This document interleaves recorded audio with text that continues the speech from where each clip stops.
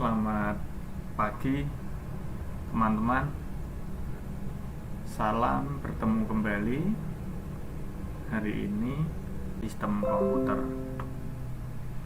Nah, hari ini kebetulan kita akan membahas mengenai masalah karakter perangkat lunak.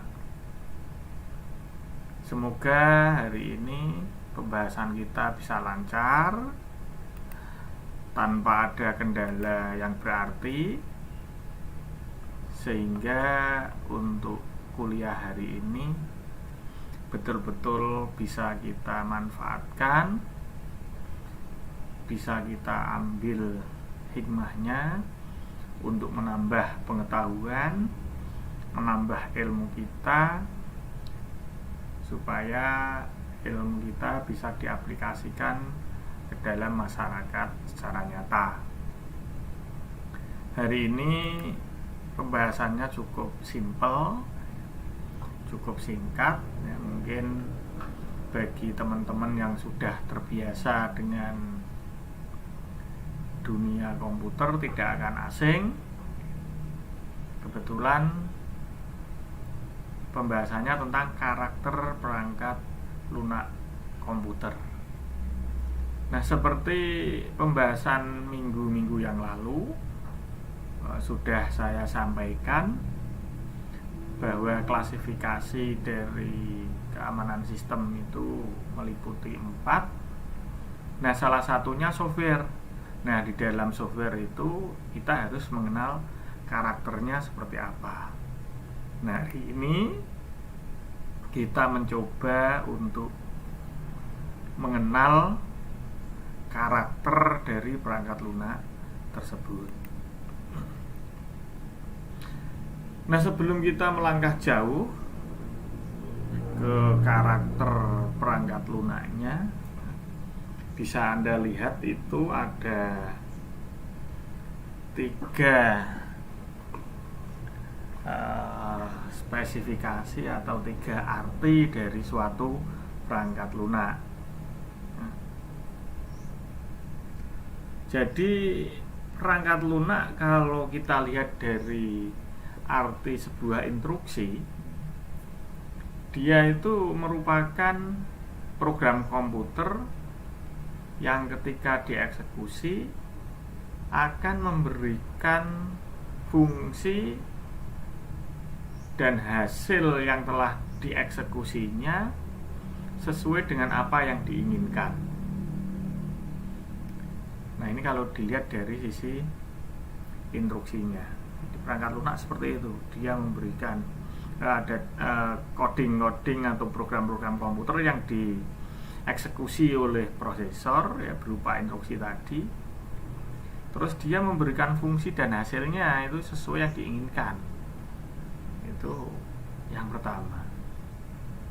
Terus kemudian kalau kita melihat yang kedua, kita lihat dari sisi struktur datanya. Nah, arti dari sebuah perangkat lunak itu adalah sesuatu yang memungkinkan program memanipulasi informasi. Programnya itu seolah-olah itu memanipulasi.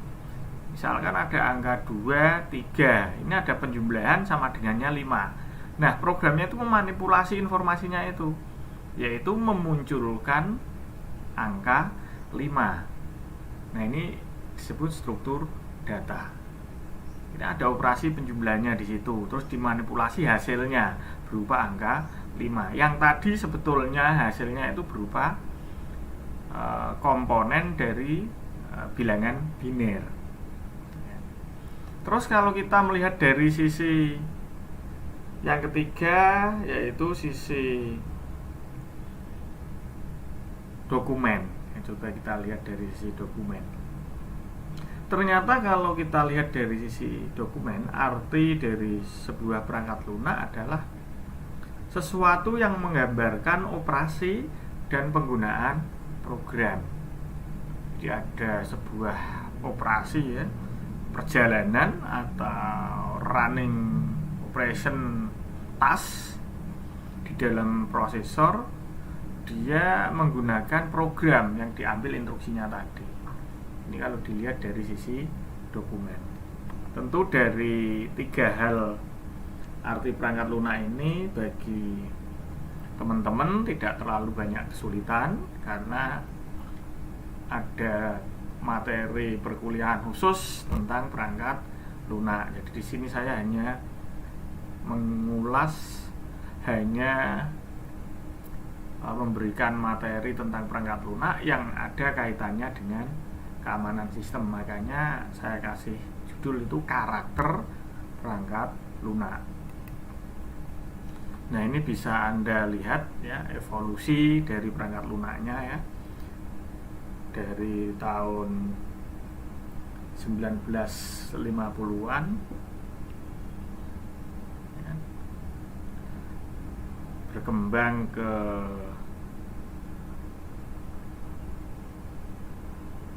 tahun 60-an lalu maju lagi ke tahun 70-an 1970,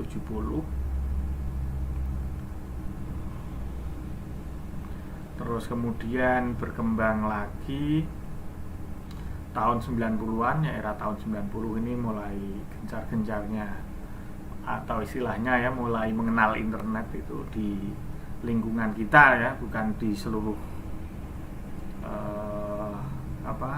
dunia, tapi di lingkungan kita itu kebanyakan di era 90-an ini mulai mengenal internet.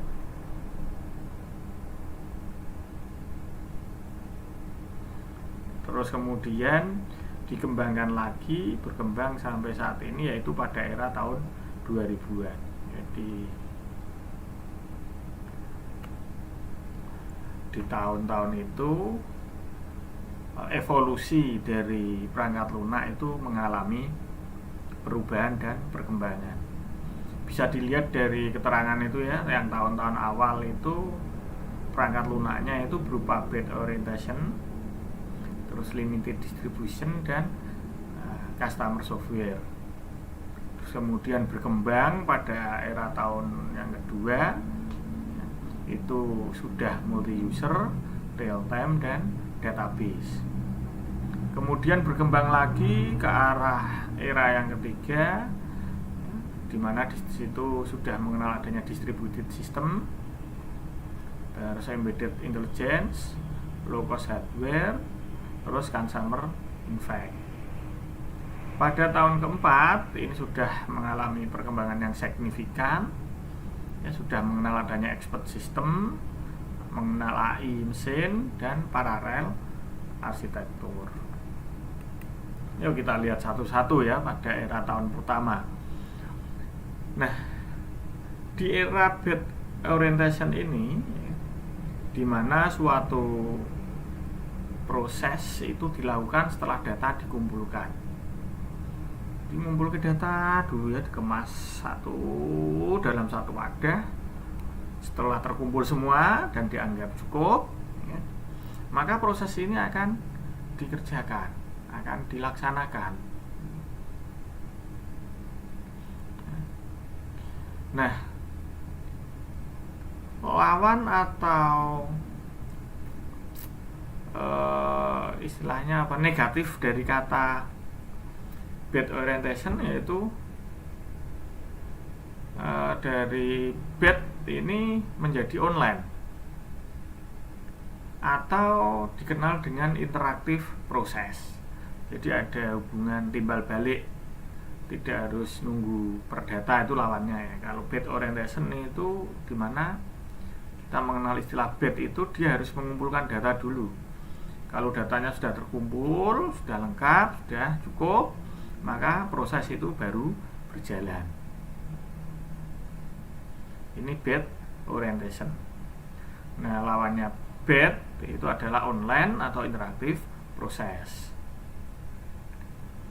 Kemudian limited distribution, bukan limited edition ya. Kalau limited edition itu kaitannya dengan produk nanti. Mengeluarkan produk di mana produk itu diciptakan atau dibuat hanya beberapa ya. dari produksi massal, itu namanya limited edition. Kalau limited distribution itu suatu penyebaran software itu terbatas. Jadi software itu hanya di kalangan perusahaan-perusahaan tertentu, hanya di instansi-instansi tertentu yang punya kerjasama. Itu namanya limited distribution. Nah, yang ketiga atau dalam tahun pertama ini kita kenal dengan custom software. Jadi software itu hanya dikembangkan berdasarkan keinginan dari yang membutuhkan saja di perusahaan X misalkan. Itu keinginan dari perusahaan X itu seperti apa. Nah, di situ software itu dikembangkan. Sudah itu saja, nggak ada yang lain. Nah, terus kemudian untuk era yang tahun kedua sudah mengenal adanya multi user, di mana pada multi user ini suatu sistem komputer itu digunakan oleh beberapa user. Jadi ada beberapa pengguna dalam satu kurun waktu yang sama itu menggunakan secara bersama-sama dan bareng-bareng, itu namanya multi user. Terus adanya real time, suatu sistem yang dapat mengumpulkan, menganalisa, dan mentransformasikan data dari berbagai sumber, yaitu real time. Jadi dia dapat mengontrol proses dan menghasilkan output dalam milisecond. Itu real time. Jadi intinya kapan kita memberikan input, maka saat itu pula kita akan mendapatkan suatu output. Itu namanya real time.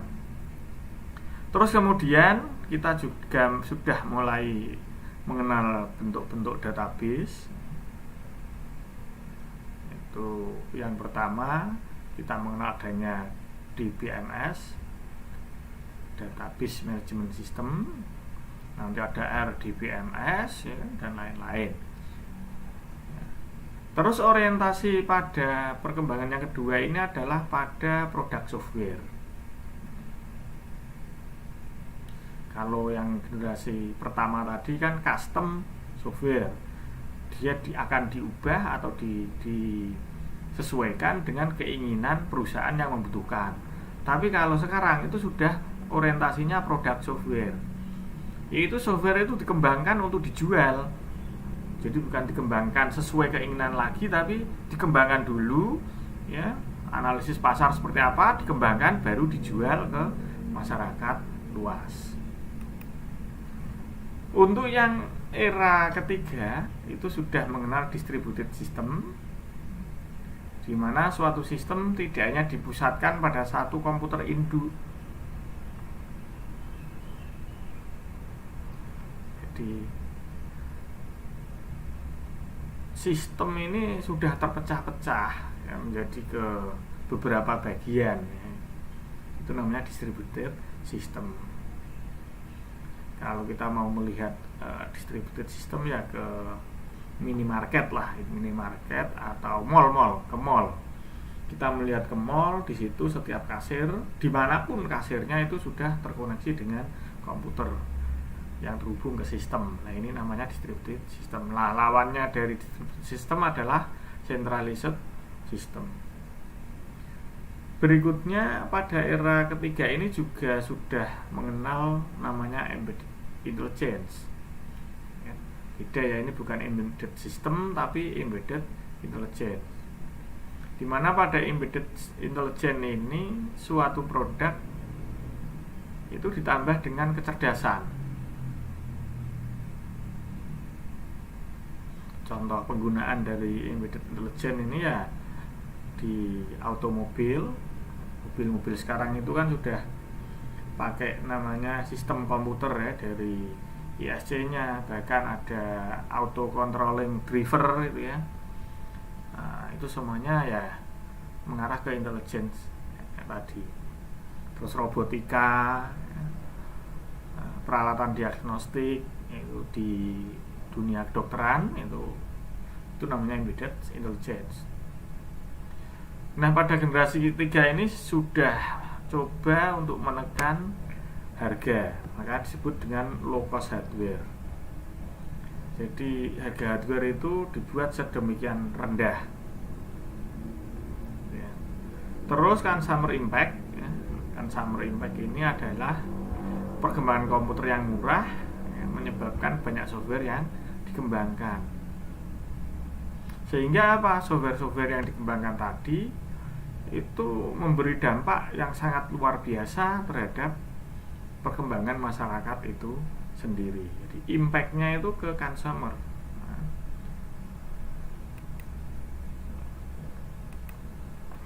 terus pada era keempat, ya, kita sudah mengenal adanya expert system, ya, sistem cerdas, sistem ahli. Ya. Kalau tadi kan cuma embedded intelligence, kalau sekarang artificial intelligence. Jadi kecerdasan yang sudah direkayasa. Nah, contohnya sekarang ya ada di bidang kedokteran, komunikasi, militer, ya, itu namanya AI. Sekarang sudah menggunakan AI. Drone itu contoh-contoh penggunaan AI. Terus kemudian karena penggunaan expert system inilah muncul kalimat namanya AI mesin atau artificial intelligence mesin. Jadi mesin itu dibuat sedemikian rupa biar sistem kerja dari mesin itu menyerupai manusia. Terus kemudian dari si hardware-nya sudah terbentuk namanya paralel arsitektur. Jadi desain dari hardware-nya itu memungkinkan proses kerjanya itu sudah terparalel, terkonsep dengan menggunakan jaringan, terkonsep menggunakan prosesor yang berbeda. Ya, itu namanya paralel arsitektur. Nah, sebelum saya lanjutkan, saya tekankan lagi kepada mahasiswa yang mengikuti kuliah virtual saya, untuk presensinya itu harus dilakukan melalui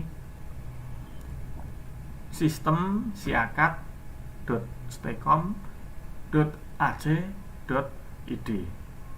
Presensi nanti teman-teman ke sana, isikan presensi di sana, tinggalkan jejak di sana, baru nanti akan diakui kalau teman-teman semua sudah mengikuti perkuliahan secara virtual. Jadi memang sudah disediakan jalurnya untuk presensinya ke sana. Kalau tidak melalui presensi siakat, maka presensi Anda dianggap tidak valid. Makanya saya tekankan, bahkan di slide perkuliahan virtual saya di running tag bawah itu selalu tertulis silakan presensi melalui sistem siakat.stecom.ac.id. Ya, kita lanjutkan untuk sifat dan karakter dari software. Ya. Software merupakan elemen sistem logik. Ya, jadi dia masuk akal. Jadi sistemnya itu masuk akal. Nah, karena dia adalah sistem logik, nggak mungkin lah kalau software itu masuk elemen sistem fisik. Jadi software itu bukan hardware sendiri. Sehingga karena dia tidak merupakan hardware, makanya dia tidak aus atau tidak bisa rusak. Beda ya rusak dengan error. Kalau error itu terjadi kesalahan coding, eksekusi dari sebuah instruksi. Tapi kalau rusak itu ya alat atau perangkat yang ada itu sudah tidak bisa bekerja sebagaimana mestinya. Itu namanya rusak. Jadi kalau rusak itu identik cenderung dengan hardware.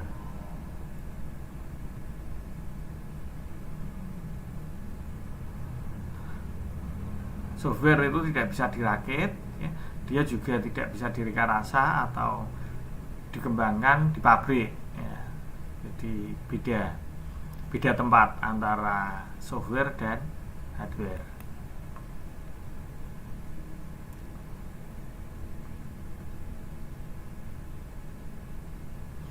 Nah, kalau kita melihat produk dari perangkat lunak, nanti kita mengenal adanya dua produk, yaitu generik dan custom. Jadi kalau generik itu sesuatu yang dijual di pasar umum. Kalau yang custom itu disesuaikan dengan keinginan dari pengguna. Biasanya programmer ini kan biasanya melayani custom ini biasanya. Kalau ada software host itu biasanya kaitannya dengan custom ini. Nah, aplikasinya ya sistem software, real time software, business software, engineering, dan nanti kita lihat embedded software, PC software, artificial intelligence software. Kita lihat softwarenya. Sistem software. Nah, jadi sebuah program yang dibuat untuk melayani atau menunjang program yang lain. Ini sistem software. Contohnya sistem operasi ya. Sistem operasi ini melayani program-program yang lain nanti. Nah, beberapa sistem software bisa bersifat compiler, editor, driver, dan lain-lain. Nah, kalau real time software, software yang mengukur, menganalisa, dan mengontrol kejadian yang sesungguhnya. Biasanya dalam real time itu meliputi komponen pengumpul data, nanti ada komponen analisis, jadi ada yang dibuat untuk mengumpulkan data sendiri, ada yang dibuat untuk menganalisis, nanti ada komponennya untuk mengontrol ya. Terus untuk monef juga ada, monitoring dan evaluasi. Ini ada komponennya sendiri, yaitu real time software. Kalau bisnis software itu software yang paling banyak digunakan. Biasanya software ini berkaitan dengan decision making atau menjadi keputusan, membuat sebuah keputusan. Nah, contohnya di sini ada DKIC accounting, finance manager, itu sebuah software yang dikembangkan untuk ranah bisnis. Terus berikutnya adalah untuk yang engineering and scientific software. Nah, ini software yang difungsikan untuk mesin, teknik, dan juga scientific software atau science. Contohnya adalah CID, CAM, Computer Aided Design, dan Computer Aided Manufacture, di mana pada CAD ini simulasi dari sebuah sistem. Contohnya itu sekarang kalau CAT itu ujian-ujian tes secara online itu menggunakan CAT namanya. Jadi ada ujian dari PNS, ujian masuk perguruan tinggi, ya kan? Ujian standar psikologi, ujian standar dari TOEFL, ya, biasanya menggunakan CAT. Jadi ujian. Maaf ya, sambil saya ngecas ini, baterainya mau habis.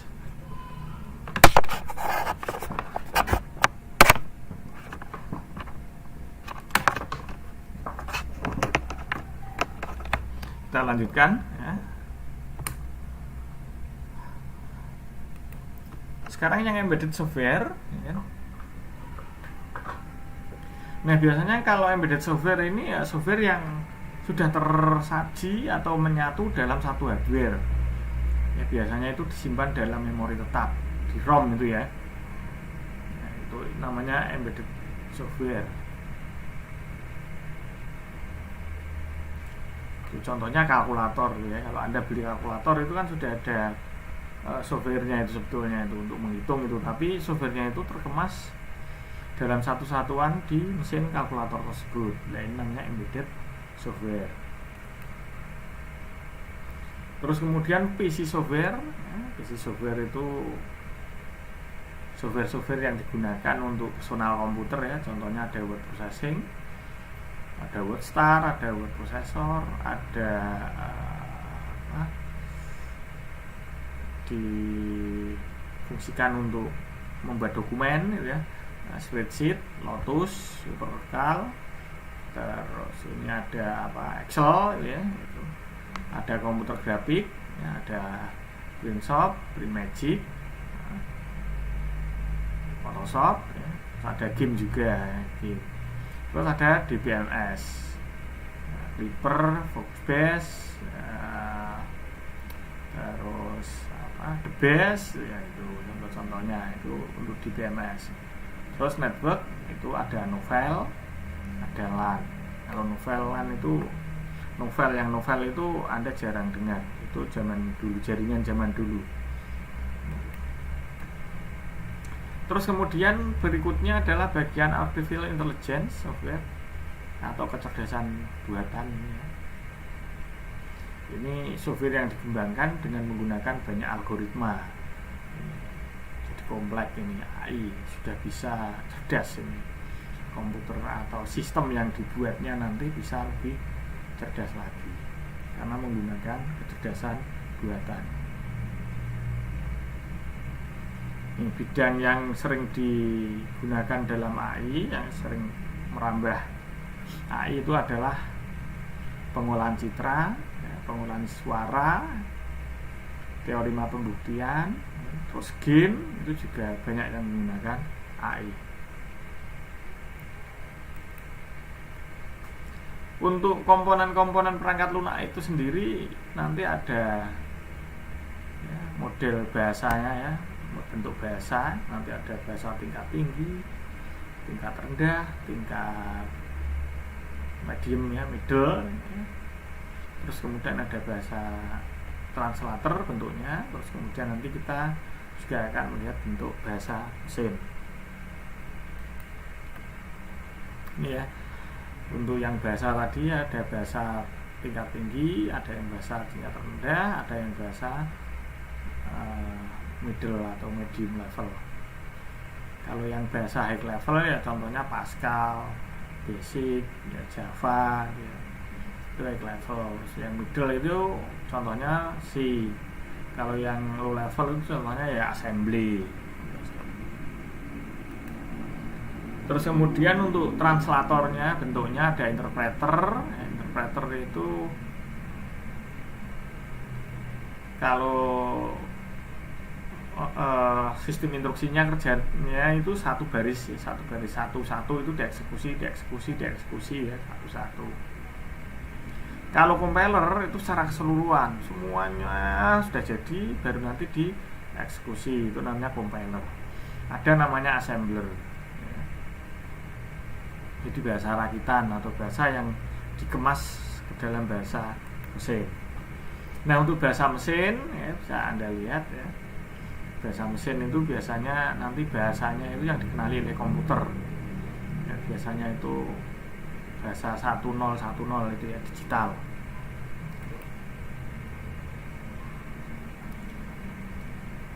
Nah sekarang kita coba lihat krisis perangkat lunak.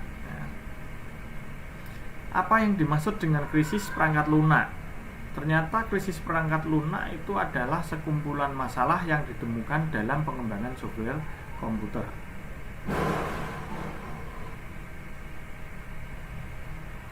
Nah, ternyata di sini masalahnya terjadi tidak hanya pada software saja, tetapi krisis dari software ini bisa berhubungan dengan bagaimana mengembangkan software itu sendiri. Terus bagaimana maintenance software yang ada, jadi butuh maintenance ternyata. Setelah software dikembangkan, di dalam software sulit ditemukan salah untuk dibenahi. Nah, itu namanya krisis perangkat lunak. Terus cara maintenance-nya seperti apa? Itu juga krisis perangkat lunak. Terus bagaimana mengimbangi permintaan software yang makin besar. Jadi kebutuhan orang dengan kebutuhan software ini semakin hari semakin meningkat. Nah, ini kan menimbulkan sebuah kekrisisan. Nah, krisis ini disebut krisis perangkat lunak. Nah, masalahnya pada perangkat lunak itu saat terjadi pengembangan perangkat lunak atau developing of software, estimasi baik dari sisi jadwal maupun biaya ini seringkali tidak tepat atau tidak sesuai dengan schedule. Ini yang terjadi. Banyak sekali kesalahan-kesalahan di mana saat terjadi permintaan itu terjadi mundur waktunya. Misalkan saya membutuhkan program X, Y, Z, ternyata program X, Y, Z ini tidak dapat saya peroleh pada waktu yang tepat karena dari penyedia program atau developer atau pengembangnya tadi belum bisa memberikan yang valid, akhirnya waktunya mundur. Atau mungkin terjadi lagi, yaitu karena pengembangannya yang sangat kompleks, akhirnya untuk membiayai pembuatan software ini mengalami pembengkakan biaya. Harus nambah uang makan karyawan, programmernya, harus memberi transport programmernya, yang tadinya harus selesai 1 hari ini menjadi 1 minggu. Dan ini kan namanya pembengkakan jadwal, estimasinya kurang tepat. Ini menjadi suatu masalah tersendiri. Nah, produktivitas programmer. Jadi programmer ini tidak bisa mengimbangi permintaan kebutuhan software. Sekarang ini kan jumlah programmer itu nggak banyak ya. Sedangkan kebutuhan software sekarang menjadi banyak. Karena sekarang itu hampir setiap lini kehidupan menggunakan komputer, sehingga mau tidak mau harus dikembangkan sebuah software untuk memenuhi kebutuhan dari masyarakat tersebut. Sedangkan jumlah programmer yang tersedia sangat terbatas. Ini juga menjadi masalah tersendiri. Nah, karena seperti ini, ya kan, dua masalah di atas yang seperti saya sebutkan dan saya terangkan tadi mengalami peningkatan secara terus-menerus, maka karena kejadian ini berulang-ulang, akhirnya apa? Kualitas software yang dihasilkannya pun juga kurang baik. Akhirnya membuat programmer kan membuat program sekenanya. Sing penting customer dikasih program sesuai permintaannya, entah itu baik atau buruk. Nah, ini yang menjadi kualitas dari software itu berkurang. Nah, ini penyebab masalah perangkat lunaknya adalah yang pertama karakteristik software itu sendiri, dari karakternya dia sendiri. Yang kedua adalah kegagalan mereka yang bertanggung jawab. Penyebab masalahnya itu ya dari karakter softwarenya itu sendiri, karena sulit dikembangkan dan lain-lain. Atau mungkin penanggung jawabnya atau developernya tadi kurang bertanggung jawab, sehingga apa? Hasil yang dihasilnya pun juga kurang bagus. Bisa dilihat ini untuk SDLC-nya ya, System Development Life Cycle-nya, dari sebuah pengembangan perangkat lunak, dari identifikasi masalah, kemudian diinisiasi, lanjut dianalisis. Setelah dianalisis dapat dipilah-pilah datanya, kemudian didesain. Setelah didesain diimplementasikan.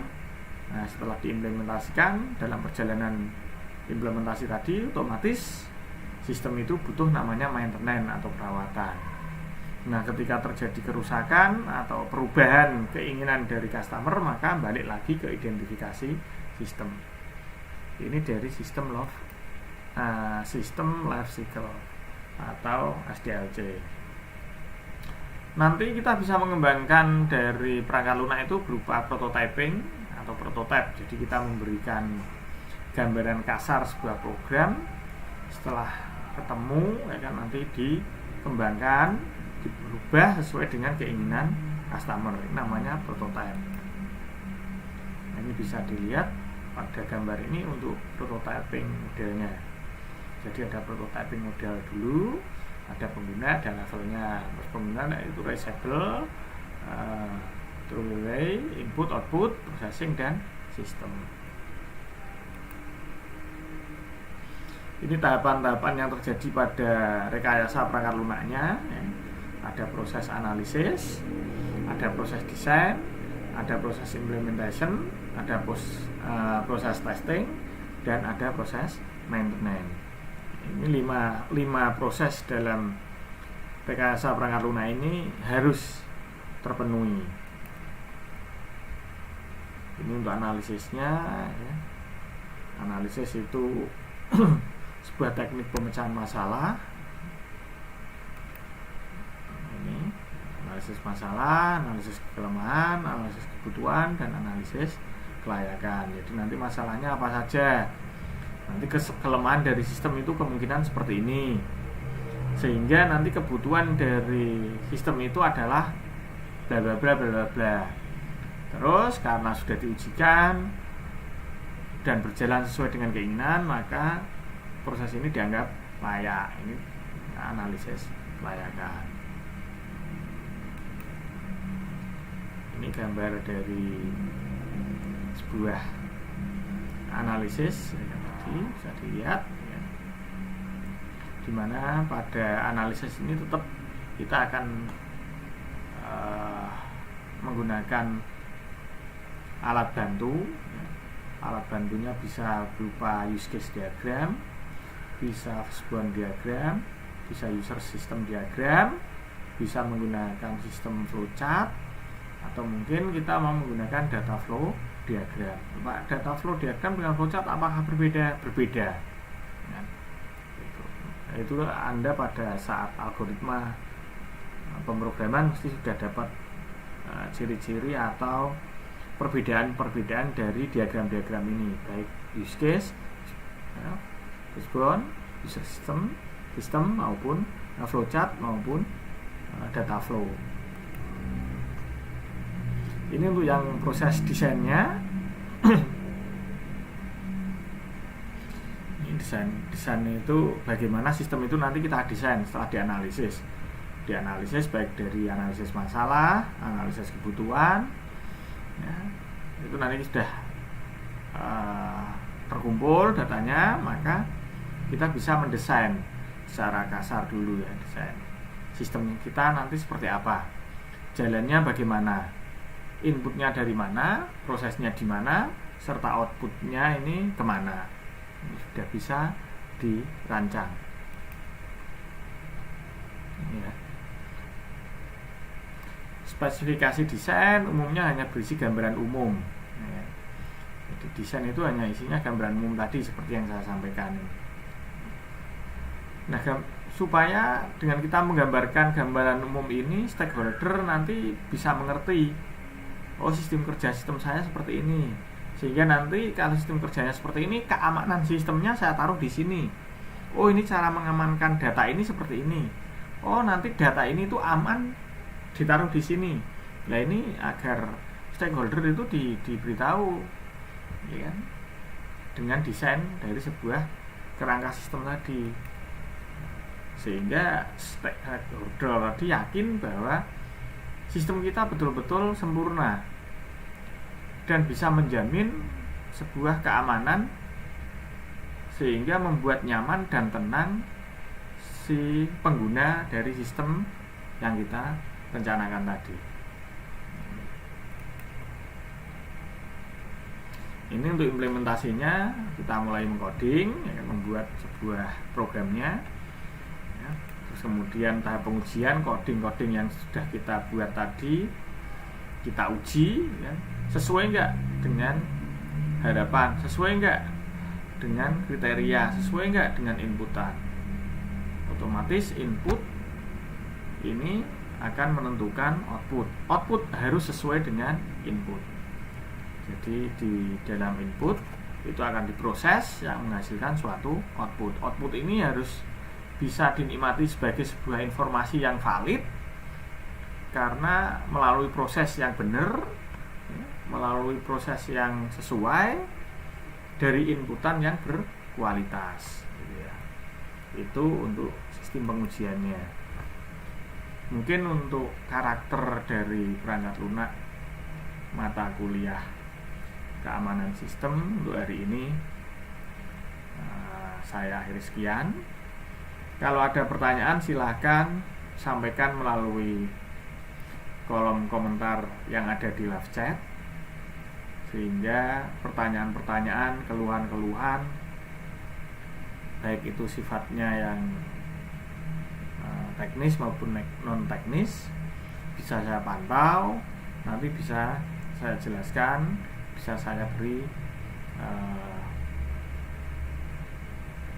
detailnya, atau saya kasih pengertian, atau saya kasih penjelasan dari pertanyaan yang Anda sampaikan. Mungkin kuliah virtual hari ini saya akhiri sekian. Saya ucapkan sekali lagi terima kasih.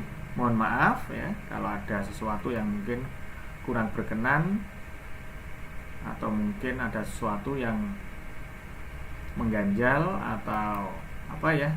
Intinya perkuliahan kita jangan sampai terjadi miss atau kesalahpahaman antara mahasiswa dengan pengajarnya. Kalau ada kekurang pahaman, kekurang berkenanan, langsung sampaikan saja, sehingga masalah unek-unek di hati teman-teman saya bisa mengetahuinya dan saya bisa mengoreksi dari apa yang teman-teman sampaikan. Dari saya sekali lagi mohon maaf, terima kasih, selamat pagi.